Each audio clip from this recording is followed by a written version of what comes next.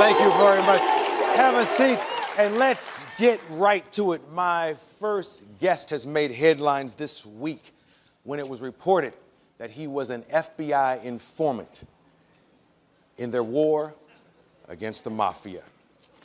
He is an activist, a preacher, author, former presidential candidate, and television host on MSNBC, live via satellite. Ladies and gentlemen, from New York, please welcome the Reverend Al Sharpton. My old friend.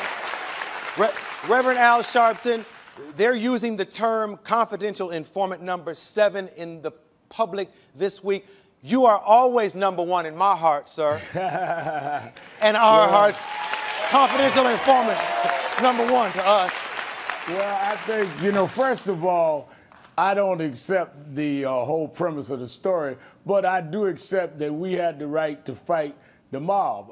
What happened is that in the 80s, the mob controlled the music industry.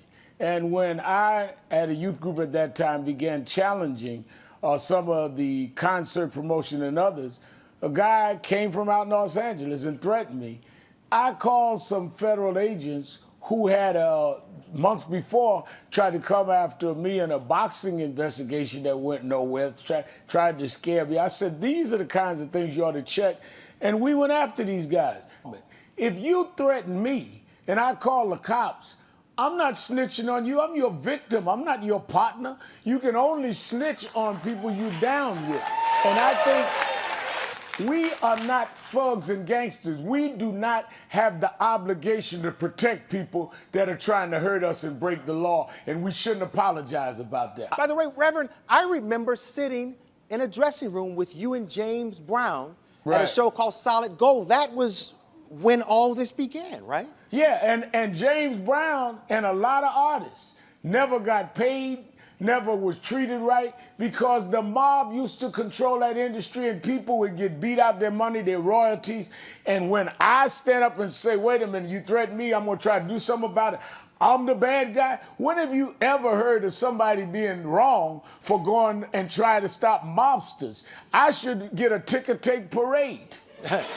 Okay, so Reverend,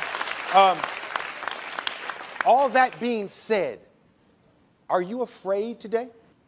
I'm afraid not to stand up for what's right. If you're gonna do what's right, you're gonna do what's right. Young people should not be afraid to stand up and talk about anything going on in their community. You're not a snitch, you're a good citizen.